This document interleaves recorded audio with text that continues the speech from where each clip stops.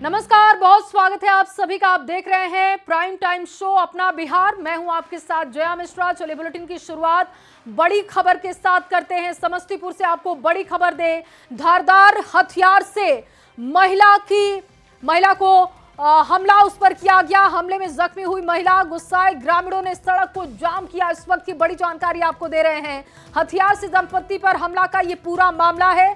पति की पहले मौत हो चुकी है और अब देखिए जानकारी मिल रही है कि महिला की भी मौत हो चुकी है। गुस्साए ग्रामीणों ने सड़क को जाम किया। पुलिस की गाड़ी पर लोगों ने हमला किया। पुलिस की गाड़ी को क्षतिग्रस्त किया गया। दरअसल 14 अगस्त को दंपत्ति पर हमला किया गया था और जानकारी ये मिल रही है कि हमले में पति की पहले मौत हो चुकी है। अब पत्नी की भी मौत की खबर। हसनपुर थाना क्षेत्र का ये पूरा मामला है। इसको लेकर लोगों में गुस्सा है। प्रदर्शन भी किया जा रहा है, जिसकी तस्वीरें आप देख रहे हैं। जिस क्रम में हम दिल्ली में पटना में थे, हम अपने मामी का इलाज करा रहे थे, अपराधी जो है बार बार मेरे क्षेत्र में ही पाया जा रहा है, देखा जा रहा है। मेरी बहन देखी है, मेरा भाई देखा है और गांव के जितने लोग हैं वो देखा है। और ये सारा घटना का जानकारी जो है हसनपुर एसएचओ को दिया गया बार बार, लेकिन एसएचओ के द्वारा कोई एक्शन नहीं लिया गया, ना ही सुरक्षा मुहैया कराया गया। आज जब हम लोग इस चीज़ के लिए मांग किए तो आज कह रहे हैं एक चौकीदार दे देंगे। मांग है कि अपराधी को जल्द से जल्द पकड़ा जाए, क्योंकि नहीं तो हो सकता है कि मेरे भाई के जान पे भी खतरा आ सकता है, उसके साथ भी यह हादसा हो सकता है। तो इसके लिए जिम्मेवार कौन होगा? और अब बात सियासी खबरों की करते हैं। बिहार में राहुल गांधी और तेजस्वी यादव की वोटर अधिकार यात्रा जैसे जैसे आगे बढ़ रही है, वैसे वैसे सियासत भी गर्मा रही है। मुजफ्फरपुर में वोटर अधिकार यात्रा में शामिल होने के लिए डीएमके के प्रमुख और तमिलनाडु के मुख्यमंत्री एमके स्टालिन जैसे ही पहुंचे, एनडीए नेताओं ने राहुल गांधी पर जोरदार हमला किया। किस तरीके से बिहार की सियासत इस वक्त गरमाई हुई है, इस खास रिपोर्ट में आपको दिखाते हैं।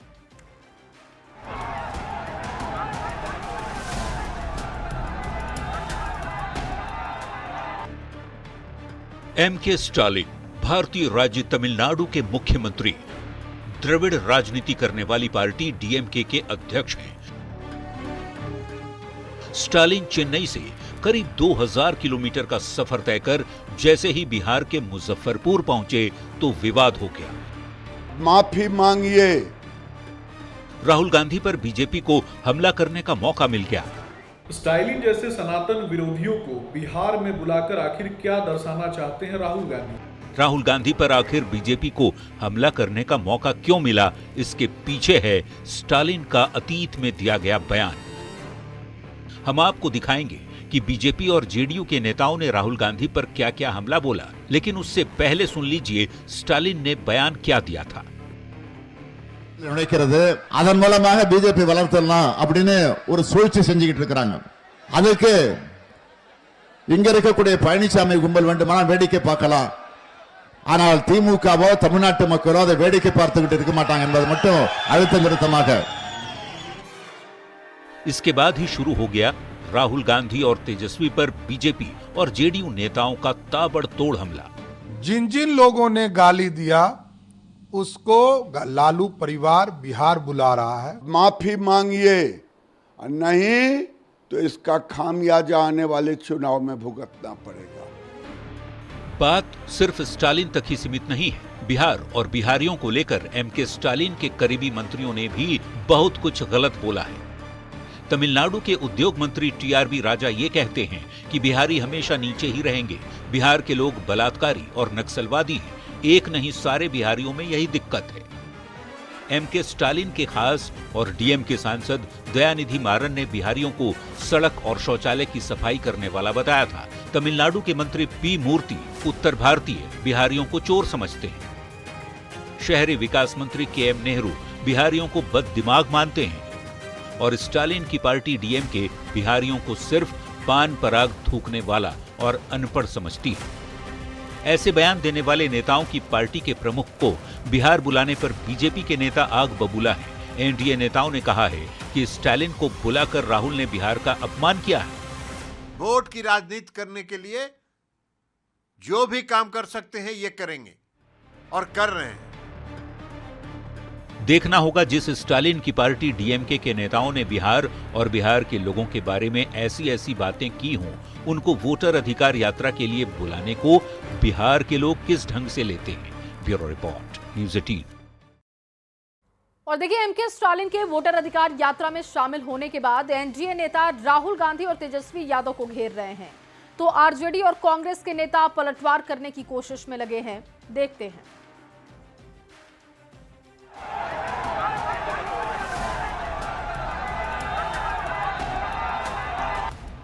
तेलंगाना के सीएम रेवंत रेड्डी के बाद तमिलनाडु के मुख्यमंत्री एमके स्टालिन राहुल गांधी की वोटर अधिकार यात्रा में शामिल क्या हुए, बिहार की सियासत ही गर्म हो गई। जो इसने कहा कि हमारा डीएनए खराब है, हमारा डीएनए खराब है, उनको लेके घुमा रहे हैं।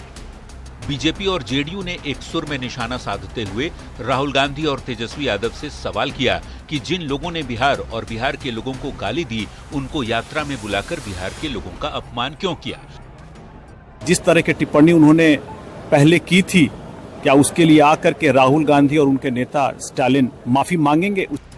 वोटर अधिकार यात्रा में एमके स्टालिन को सह यात्री बनाने पर घिरे कांग्रेस के नेता सवाल के बदले सवाल पूछ रहे हैं। देखिए, भारतीय जनता पार्टी का बात का कोई वैल्यू है? उसका बात का कोई वैल्यू है? सवाल है कि रेवंत रेड्डी के बाद एमके स्टालिन को वोटर अधिकार यात्रा में बुलाना क्या बिहार में अपनी जमीन मजबूत करने की कोशिश में लगे राहुल गांधी के लिए मुश्किल तो नहीं पड़ जाएगा। पटना संवाददाता आनंद अमृतराज और मुजफ्फरपुर संवाददाता प्रियांक सौरभ के साथ ब्यूरो रिपोर्ट, न्यूज़ 18। और वहीं पटना में स्टालिन के खिलाफ बीजेपी ने प्रदर्शन किया। स्टालिन का पुतला फूंकने के साथ ही स्टालिन गो बैक के नारे लगे। साथ ही राहुल गांधी और तेजस्वी यादव से सवाल भी पूछा गया। और देखिए, तस्वीरें उसी वक्त की हैं, पटना की ये तस्वीरें जहां पर स्टालिन के वोटर अधिकार यात्रा में शामिल होने के बाद बीजेपी का गुस्सा फूटा है। बिहारियों पर आपत्तिजनक बयान दिए गए थे, उसी को लेकर ये गुस्सा है। या स्टालिन हो या प्रियंका गांधी हो, इन तीनों लोगों ने बिहार को गाली देने का काम किया। इन तीनों लोगों ने बिहार के लोगों को गाली देने का काम किया और साथ ही साथ हमारी सनातन को भी गाली देने का काम किया। इसलिए आज जब वो बिहार की धरती पर कदम रख रहे हैं तो एक एक नागरिक बिहार का उनका विरोध कर रहा है, कड़ा से कड़ा विरोध कर रहा है। और तेजस्वी यादव से सवाल बिहार पूछ रहा है कि तेजस्वी यादव, ऐसी क्या मजबूरी है कि बिहार को गाली देने वाले आपको पसंद है? ऐसी क्या मजबूरी है लालू परिवार की कि बिहार का अपमान करने वाले वो लालू प्रसाद और उनका बेटा जो है बिहार की गलियों में और सड़कों पे घुमा रहा है। राहुल और तेजस्वी की वोटर अधिकार यात्रा में स्टालिन के शामिल होने पर जन सुराज के संयोजक प्रशांत किशोर ने भी राहुल और तेजस्वी पर हमला किया। उन्होंने कहा कि कहीं ना कहीं ये कांग्रेस और आरजेडी का चरित्र दिखाता है।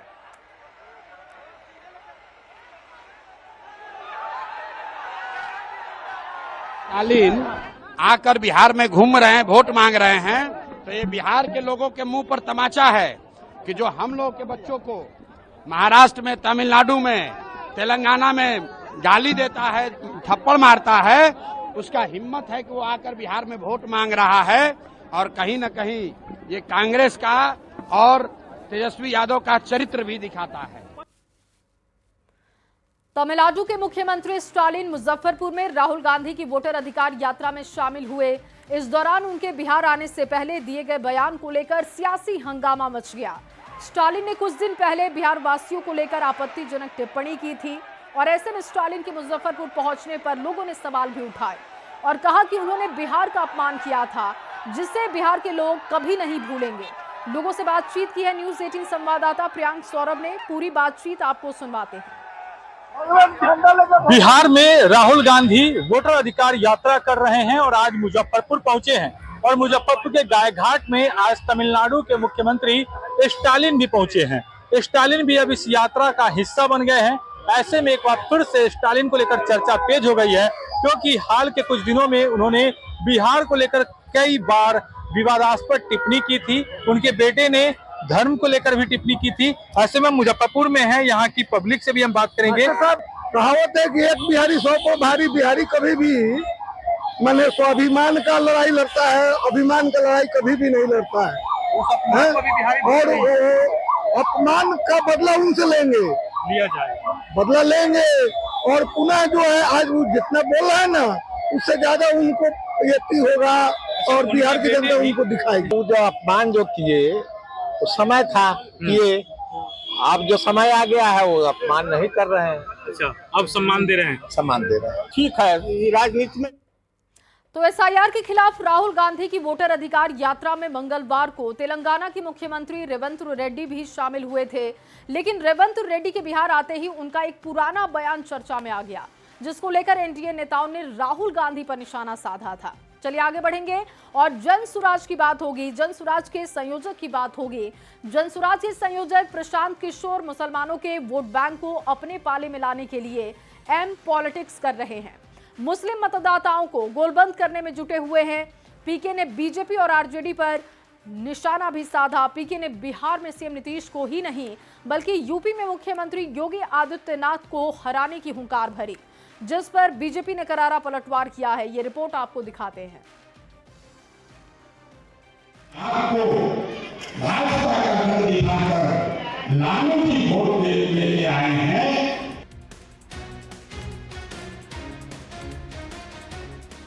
बिहार में विधानसभा चुनाव में अब महज कुछ ही महीनों का वक्त बाकी है। हर राजनीतिक पार्टियां अपनी तैयारी में जुटी हुई है। चुनावी रणनीति के तहत जनसुराज के संयोजक प्रशांत किशोर भी मुस्लिमों के वोट बैंक को साधने के लिए जी तोड़ मेहनत कर रहे हैं। नए समीकरण के जरिए पीके एनडीए और इंडिया गठबंधन को बिहार चुनाव में मात देने की प्लानिंग तैयार कर रहे हैं। इसी कड़ी में पीके मोतिहारी में मुस्लिम एकता सम्मेलन को संबोधित करते हुए कुछ ऐसा कह गए जिस पर मच गया है सियासी बवाल। आपको भाजपा का घर दिखाकर लालू की वोट लेके आए हैं, वैसे ही नीतीश और भाजपा के लोग लालू जी का भय दिखाकर जो वोट दे रहे थे, अब उन लोगों ने अपने लिए रास्ता चुन लिया। चुनावी साल में प्रशांत किशोर की नजर बिहार की लगभग 17.5% वाली मुस्लिम आबादी पर है। इसी बड़े वोट बैंक को अपने पाले में कर पीके लालू प्रसाद के एमवाई समीकरण के तिलिस्म को तोड़ना चाहते हैं। दिलचस्प बात तो ये है कि पीके ये भी आह्वान कर रहे हैं कि 40% हिंदू और 20% मुसलमान यदि एक साथ आ जाएं तो बिहार में नीतीश को ही नहीं यूपी में सीएम योगी आदित्यनाथ को भी हरा सकते हैं। यूपी में योगी जी को भी हरा देंगे। अरे साहब, सपना देखते रह जाएंगे।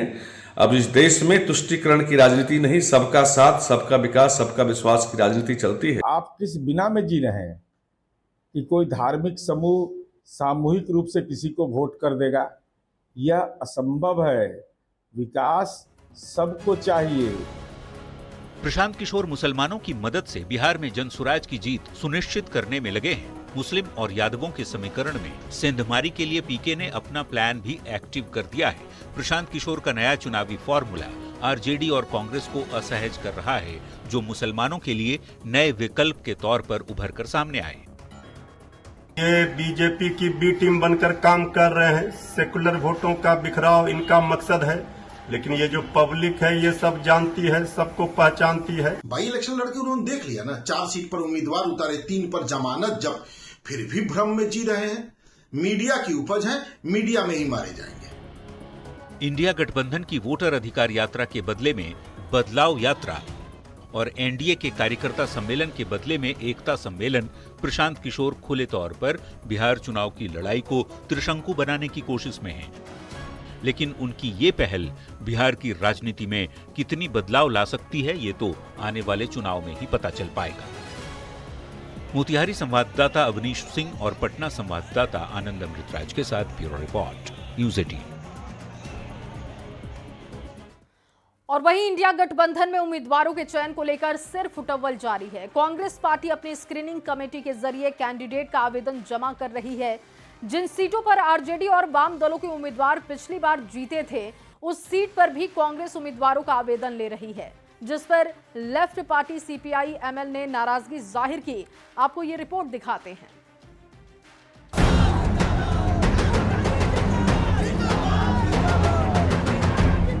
बिहार में राहुल गांधी यात्रा के जरिए मतदाताओं को अपने पाले में लाने की जुगत में है और उनकी टीम कांग्रेस उम्मीदवारों को जुटाने में लगी हुई है।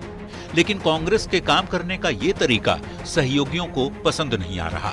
कांग्रेस की स्क्रीनिंग कमेटी के काम पर इंडिया गठबंधन के सहयोगी बेचैन हो रहे हैं। तनाव में आए काराकाट से सीपीआई एमएल विधायक अरुण सिंह कांग्रेस की मंशा पर ही सवाल खड़े कर रहे हैं। सुनिए। मैं समझता हूं कि ये कहीं ठीक नहीं है, ये इस तरह से नहीं करना चाहिए। इस तरह से करने से गठबंधन के अंदर थोड़ा सा माने गलत संदेश जाता है। बिहार चुनाव में उम्मीदवारों के चयन को लेकर कांग्रेस एक कदम आगे चल रही है। पिछले हफ्ते पटना कांग्रेस मुख्यालय में स्क्रीनिंग कमेटी ने बैठक की और अब कमेटी के सदस्य अलग अलग सीटों के प्रभारियों के साथ मिलकर उम्मीदवार का नाम फाइनल करने में लगे हैं। सहयोगियों की सीट पर कैंडिडेट के चयन को लेकर जब न्यूज 18 ने प्रणीति शिंदे से सवाल पूछा तो जवाब क्या था, जरा सुन लीजिए। अभी लोग जो है उनको पता नहीं, हमें भी पता नहीं कौन से मिलने वाले कौन से नहीं, तो जाहिर सी बात है कि आवेदन जो है जो सब तरफ से आए। कांग्रेस पार्टी की दलील है कि कार्यकर्ताओं को आवेदन देने से नहीं रोका जा सकता, जबकि आरजेडी कह रहा है कि स्क्रीनिंग कमेटी में नहीं कोऑर्डिनेशन में कैंडिडेट तय किए जाएंगे। ये कांग्रेस पार्टी को बिहार के सभी 243 सीटों से विधानसभा चुनाव के लिए आवेदन मिले हैं। आप कार्यकर्ताओं को आवेदन देने से नहीं रोक। और इंडिया महागठबंधन के समन्वय समिति की बैठक में सारे मामले पर चर्चा की जाएगी और सारे मामले का समाधान स्मूथली कर लिया जाएगा। इंडिया गठबंधन में उम्मीदवारों के चयन पर नूरा कुश्ती को लेकर एनडीए के नेता भी तंज कस रहे हैं। इन सभी दलों में फिलहाल नूरा कुश्ती चल रहा है और इस नूरा कुश्ती के बाद अगर कहीं सिर फुटौल की स्थिति न आ जाए, यह देखने वाला और समय ही बताएगा। ये माले कांग्रेस और राजद के बीच का जो गठबंधन है, ये मजबूरी का गठबंधन है, ये महागठबंधन नहीं है। इनका चरित्र कभी वेस्ट बंगाल में देखने को मिलता है, कभी केरल में देखने को मिलता है। बिना सीट बंटवारे के कांग्रेस महागठबंधन में लीड कर रही है। आरजेडी और वाम दलों की जीती हुई सीट पर भी उम्मीदवारों से आवेदन लेने का विरोध शुरू हो गया है। ऐसे में देखना होगा क्या कांग्रेस पीछे हटेगी या उसने ए टीम होने के दावे को और मजबूत करने का मन बना लिया है। सासाराम संवाददाता अजित कुमार और पटना संवाददाता रवि एस नारायण के साथ ब्यूरो रिपोर्ट, न्यूज 18।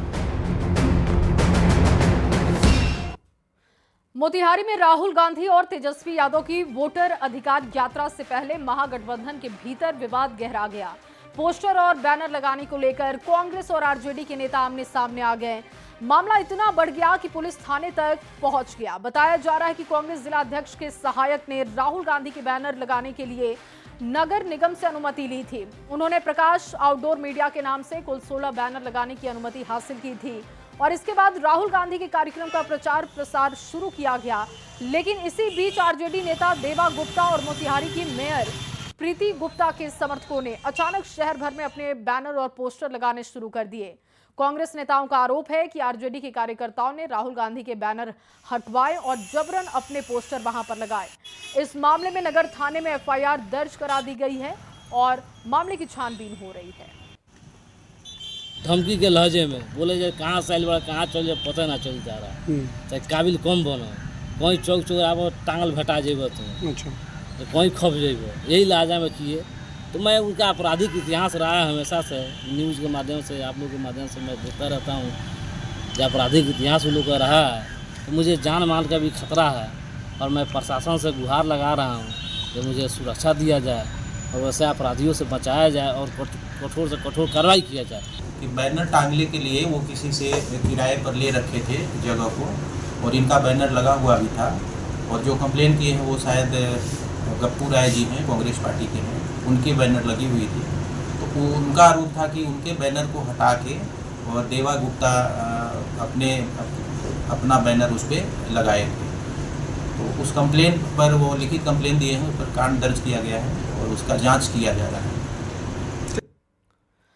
और अब बात पटना की खबर की करेंगे। पटना के कन्या मध्य विद्यालय अमल टोला में 5वीं कक्षा की एक छात्रा ने बाथरूम में खुद को बंद करके आग के हवाले कर दिया। इलाज के दौरान झुलसी छात्रा की मौत हो गई। छात्रा की मौत पर लोगों का गुस्सा भी फूटा। गुस्साए लोगों ने स्कूल में पहुंचकर तोड़फोड़ की। आक्रोशित लोगों ने पुलिस की पिटाई भी कर दी। ये मामला किस तरीके का रहा, अब तक अपडेट क्या है, इस खास रिपोर्ट में आपको दिखाते हैं।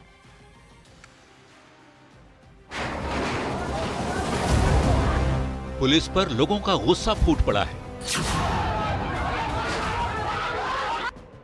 स्कूल के बाहर भीड़ ने बिल्डिंग के मेन गेट पर तालाबंदी कर पुलिसकर्मियों पर हमला कर दिया।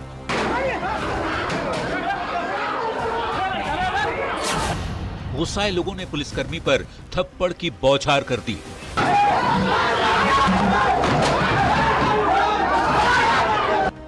दरअसल पटना के गर्दनीबाग थाना इलाके में कन्या मध्य विद्यालय अमलटोला में 5वीं कक्षा की एक छात्रा जोया परवीन ने बाथरूम में खुद को बंद कर आग लगा ली। गंभीर हालत में झुलसी छात्रा को इलाज के लिए पीएमसीएच में भर्ती कराया गया, जहां इलाज के दौरान छात्रा की मौत हो गई। घटना से गुस्साए लोगों ने स्कूल में जमकर तोड़फोड़ की, साथ ही जांच के लिए पहुंची पुलिस टीम की भी जमकर पिटाई कर दी। धुआं हो रहा था, आग लगा हुआ। हम लोग गए तो अंदर से खिड़की भी बंद था और आग लगा हुआ था। हम लोग तो बाहरी आदमी को भी बुलवाया और तोड़ा गया। तो उसी समय हम लोग प्रशासन को भी फोन किए, प्रशासन आया और उसको लेके हॉस्पिटल। हमारे मोहल्ले की उसमें हमारी भी बच्चियां पढ़ती है, सबकी बच्चियां पढ़ती है, पूरे मोहल्ले की बच्चे पढ़ती है। यहाँ पे कैमरा लगा रहता है, चोर सुरक्षित नहीं है। सर लोग मैडम लोग सब इनकार कर देते हैं कि इस स्कूल के बच्चे नहीं है। ये नहीं पता, ये लोग बता नहीं रही है। अटेंडेंस के बाद ये कहानी हुआ है सर। बच्ची की मौत पर भड़के लोगों ने न सिर्फ स्कूल में तोड़फोड़ और बवाल मचाया, आक्रोशित लोगों ने चितकोहरा गोलंबर पर सड़क जाम कर आगजनी भी की। वहीं प्रशासन की माने तो बच्ची कुछ दिनों से स्कूल नहीं आ रही थी। केरोसिन से छात्रा के जलने की पुष्टि हुई है। पुलिस को बाथरूम में किसी और के होने के भी साक्ष्य नहीं मिले। बाकी की पता लगाया जा रहा है कि क्यों और कैसे ये घटना घटित हुई। इसमें किसी का हाथ है तो उस पर सीसीटीवी इत्यादि खंगाले जा रहे हैं। एफआईआर भी अभी दर्ज की गई है। स्कूल प्रबंधन अभी जो है कंफर्म नहीं कर पा रहा है कि क्यों और कैसे ये घटना हो गई है, पर जो सीसीटीवी है वहाँ पे लगा हुआ है, थैंकफुली उसको खंगाला जा रहा है। तो सारी सूचना थोड़ी देर में। इस मामले में स्कूल के शिक्षकों के भी बयान लिए गए हैं। पुलिस हर बिंदु पर जांच कर रही है। आज गर्दनीबाग थाना क्षेत्र में कन्या मध्य विद्यालय स्कूल में सूचना मिली कि जो है एक लड़की 12-13 साल की कंफर्म हुई है, उसने खुद को जो है आग लगाने की सूचना मिली है। उसको जैसे ही पुलिस पहुंची तो तुरंत उसको जो है समय सांस ले रही है। स्कूल के बाथरूम में झुलसी छात्रा की मौत पर लोगों में भारी आक्रोश है। स्थानीय लोगों ने स्कूल प्रशासन पर लापरवाही और संवेदनहीनता का आरोप लगाया है। वैसे छात्रा ने आग खुद लगाई थी या फिर आग लगाई गई थी, पुलिस इन दोनों ही बिंदुओं पर जांच कर रही है। न्यूज़ 18 के लिए पटना से धर्मेंद्र कुमार की रिपोर्ट। और आगे बढ़ते हुए नालंदा से आपके सामने बड़ी खबर रखने जा रहे हैं, जहां पर ग्रामीण विकास मंत्री श्रवण कुमार और हिलसा विधायक कृष्ण मुरारी पर ग्रामीणों ने हमला कर दिया। बताया जा रहा है कि दोनों गांव में हुई मौतों के बाद पीड़ित परिवार से मिलने के लिए पहुंचे। इस दौरान ग्रामीणों ने लाठी डंडों से इन पर हमला किया, जिससे कि मंत्री और विधायक को वहां से भागना पड़ा। हमले में बॉडीगार्ड सहित कई लोग जख्मी हुए। कहा जा रहा है कि स्थानीय विधायक से ग्रामीण बेहद नाराज थे। घटना हिलसा थाना क्षेत्र के मलावा गांव की बताई जा रही है। तस्वीरें आपके सामने हैं, एक्सक्लूसिव तस्वीरें देख रहे हैं आप। अब नाराज क्यों थे वो तो उन्हीं से पूछिएगा।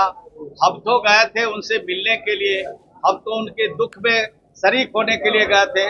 अगर कुछ लोग नाराज होंगे तो उसकी जानकारी मुझे नहीं हिसाब से नहीं। मंत्रियों पर लगातार हमला हो रहा है सर। होते रहता है, होते रहता है। ये सब हम लोग झेलते रहते हैं। ये बिहार है, तरह तरह के लोग हैं, तरह तरह की भावना है, तरह तरह की बातें हैं। जिसको हमारी बात पसंद आता है जय जयकार करता है, जिसको पसंद नहीं आता है झंडा खिलाफ में उड़ाता है। और नालंदा में मंत्री श्रवण कुमार और स्थानीय विधायक प्रेम मुखिया पर हमला मामले में बीजेपी के राष्ट्रीय प्रवक्ता सैयद शहनवाज हुसैन ने प्रतिक्रिया दी। उन्होंने कहा कि ये विरोधियों की साजिश है। पहले घटनाएं कराई जाती हैं, उसके बाद वीडियो बनवाया जाता है और अफवाह फैलाने का काम होता है। तो पता लगा लोग आक्रोशित थे, तो जो सरकारी गाड़ी हूटर देखे तो पीछे दौड़ गए। अब जो विरोधिया सब है वो क्या कह रहा है, मंगल पांडे पे हमला हुआ। कोई मंगल पांडे पे हमला नहीं हुआ। शरवण जी भी आज कोई घटना हुई थी उसको देखने गए थे। तो कई बार होता है घटना होती है तो लोग इरिटेट रहते हैं। और बेतिया से अब आपको खबर दे, बेतिया में पुलिस ने चरस की बड़ी खेप को जब्त किया। सिकटा बॉर्डर के पास बलथर पुलिस और एसएसबी की टीम पेट्रोलिंग कर रही थी, तभी बाइक सवार 2 युवक बॉर्डर से घुसने की कोशिश कर रहे थे। पुलिस ने तत्परता दिखाते हुए बाइक सवार युवक को रोका। जांच करने पर आरोपियों के पास से 62 किलो चरस बरामद हुआ, जिसके बाद पुलिस ने दोनों आरोपियों को गिरफ्तार किया। अंतर्राष्ट्रीय बाजार में जब्त चरस की कीमत करीब 5 करोड़ बताई जा रही है। आरोपियों के पास से एक बाइक और 16,000 रुपए कैश भी बरामद किए गए। और पटना में गणेश चतुर्थी की धूम है। कोणार्क मंदिर की थीम पर भव्य पंडाल तैयार किया गया, साथ ही ऑपरेशन सिंदूर की सफलता भी पंडाल में नजर आई। भगवान गणेश 38 लाख का मुकुट धारण किए हुए दिखाई दिए। जायजा लिया है संवाददाता विनीता मिश्रा ने, आपको रिपोर्ट दिखाते हैं। कि राजा का आगमन राजधानी पटना में हो गया है। महाराष्ट्र मंडल की तरफ से हर साल बड़े ही दिव्य और भव्य रूप से गणेश उत्सव मनाया जाता है और भगवान गणेश की भव्य और दिव्य प्रतिमा राजधानी पटना में स्थापित हो गई है। और इस बार का जो पंडाल है वो भी भव्य और दिव्य नजर आ रहा है, क्योंकि कोणार्क मंदिर की थीम पर ये भव्य पंडाल बनाया गया है। साथ ही साथ ऑपरेशन सिंदूर की सफलता भी इस पंडाल में नजर आ रही है, चाहे जेट विमान हो या फिर ऑपरेशन सिंदूर को जो लीड कर रही थी हमारे देश की नारी शक्ति, वो भी यहाँ नजर आ रही है। इसके साथ ही साथ अगर भगवान गणेश की हम बात करें तो उनका जो दिव्य स्वरूप है, 38 लाख का मुकुट उन्होंने धारण किया हुआ है और उसमें हीरा जड़ित जो तस्वीर है वो भी नजर आ रही है। गणेश उत्सव खासकर महाराष्ट्र मंडल के लिए कितना खास है, कितना खास है गणेश उत्सव आपके लिए? सर्वप्रथम सभी पटना वासियों को मेरे तरफ से गणेश चतुर्थी की हार्दिक हार्दिक शुभकामनाएं। गणेश उत्सव हम सभी के लिए बहुत ही खास है और हम पूरे 1 साल से इसकी वेट कर रहे हैं हम लोग कि कब। और आपके सामने एक बड़ी खबर रखें, सुप्रीम कोर्ट को मिले हैं 2 नए न्यायाधीश। पटना हाईकोर्ट के मुख्य न्यायाधीश विपुल मनुभाई पंचोली को सुप्रीम कोर्ट का न्यायाधीश नियुक्त किया गया। राष्ट्रपति द्रौपदी मुर्मू ने बॉम्बे हाईकोर्ट के मुख्य न्यायाधीश आलोक आराधे को भी न्यायाधीश नियुक्त किया है। सुप्रीम कोर्ट में पदभार ग्रहण करने के बाद प्रभावी होगा इन दोनों का कार्यकाल। इस वक्त की बड़ी जानकारी आपको दे रहे हैं।